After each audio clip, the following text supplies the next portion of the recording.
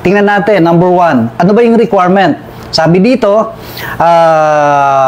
base sa ating PE Manual, Revised 2018, Health Service Physical Examination Manual.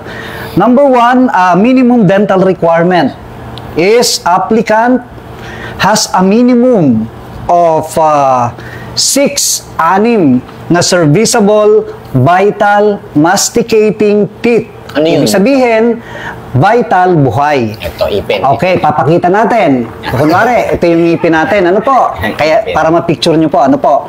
So, pag sinabi nating 6 na posterior, pag sinabi nating posterior, mula dito sa dalawang premolar na to, yan, tapos itong mga bagang, magkabila. So, at least, meron po tayong natitirang 6. Pwedeng 3 dito sa kanan, 3 sa kaliwa. So, mapapansin nyo po, ang isang adult, dapat, pero hindi po lahat, meron po siyang 16 na ngipin sa taas at 16 din na ngipin sa baba.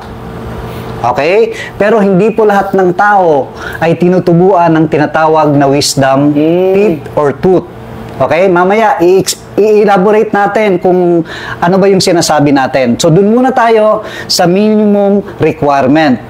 Again, at least 6 na posterior teeth. Pwedeng 2 premolar, 1 molar. Ganun din sa kabila.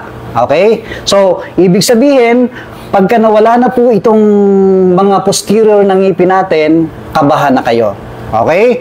So, 6 na posterior sa taas, 6 din po sa baba. So, paano po yun? Ganun din ang bilang niya. Mula dito sa bicuspid, pag sinabi nating bicuspid, ito po yung premolar. Dito siya nag-uumpisa. Okay? 1, 2, first premolar, second premolar, ito yung first molar, second molar. Napansin niyo po, wala po siyang third molar. Kasi sa sinasabi ko na nga, hindi po lahat ng tao ay tinutubuan ng third molar o yung wisdom tooth ng tinatawag. Kadalasan po, meron po silang tinatawag na impacted na ngipin. Ibig sabihin, yun po yung ngipin na hindi makalabas kasi wala na pong espasyo or nakabaon siya, nakalubog siya doon sa ating gilagid.